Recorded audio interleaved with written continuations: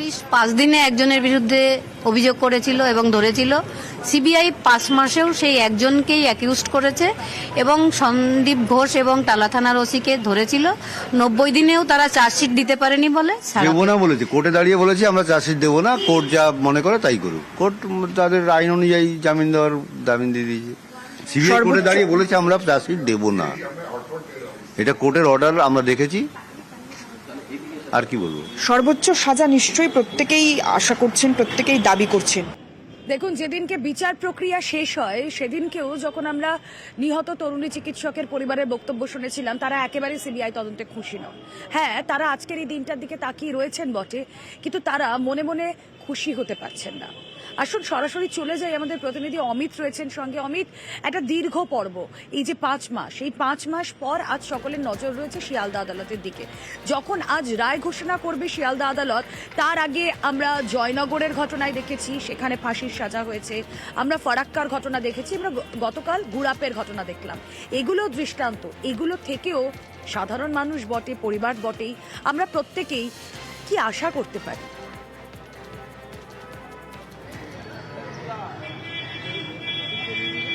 দেখো, পরিবারের তরফে তার বাবা মা এবং তাদের যে আইনজীবী, তারা প্রত্যেককে আদালতের কাছে যখন বিচার প্রক্রিয়া চলছিল সেই সময় তাদের তরফে আদালতের কাছে সর্বোচ্চ সাজার আবেদন করা হয়। অন্যদিকে বিচার পর্ব চলাকালীন যে আর্গুমেন্টের সময়ও সিবিআইয়ের যিনি আইনজীবী ছিলেন তিনিও আদালতের কাছে সর্বোচ্চ সাজা অর্থাৎ ফাঁসির তিনিও আবেদন করেছেন। তবে আমরা যে টাইম লাইন যদি দেখি, একদম শুরু থেকে আমরা যদি যাই, 9 অগস্টের ঘটনা, তারপরে আমরা দেখেছিলাম কলকাতা পুলিশ 3টে সেকশনে মামলা রুজু করেছিল। বিএনএস এর 64, 66, 103 ক্লজ 1 অর্থাৎ 64 মানে ধর্ষণ, 66 অর্থাৎ ধর্ষণজনিত কারণে মৃত্যু এবং 103 ক্লজ 1 খুন।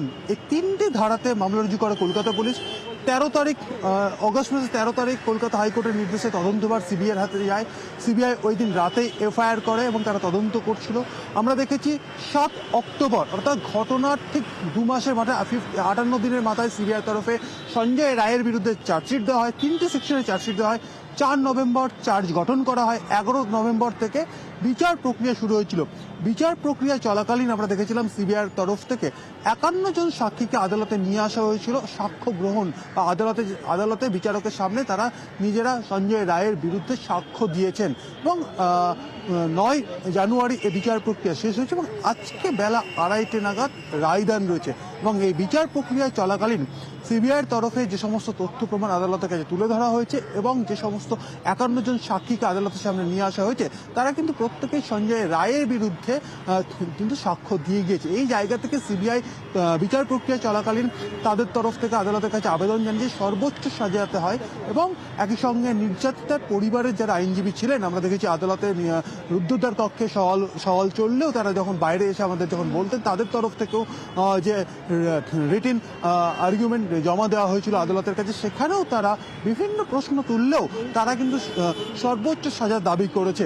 এই জায়গা থেকে আজকে বেলা 2:30 নাগাদ শিয়ালদার অতিরিক্ত জেলা ও দায়রা আদালতে আজকে কিন্তু রায়দান রয়েছে। এবার আমাদের দেখার যে আদালতের তরফে কি রায় দেওয়া হচ্ছে, কারণ আমরা দেখেছি যে নাগরিক সমাজ, সাধারণ মানুষ, এমনকি রাজ্য সরকারের তরফে ঘটনার পরে 9 তারিখের ঘটনা 12 তারিখে যখন মুখ্যমন্ত্রী ওনাদের বাড়ি গিয়েছিলেন, তিনিও বলেছেন সর্বোচ্চ সাজা তারা চাইছে, রাজ্য সরকার চাইছে। কলকাতা পুলিশ যখন তদন্ত করছিল সেই সময় আমরা দেখেছি যে 9 তারিখের ঘটনা 10 তারিখ সকালে সঞ্জয় রায়কে গ্রেপ্তার করা হয়। 10 তারিখে সাজা সব স্তরের মানুষ চাইছেন, আমজনতা থেকে সেলিব্রিটি যারা আন্দোলনকারী হিসেবে প্রথম সারির মুখ ছিলেন, তারাও চাইছেন সর্বোচ্চ সাজা। আর কিছু সময়ের অপেক্ষা, নজর রয়েছে আমাদের সকলের শিয়ালদা আদালতে বেলা 2:30 রায় ঘোষণার দিকে। আর সব খবর সবার আগে আপনারা পাচ্ছেন নিউজ 18 বাংলায়।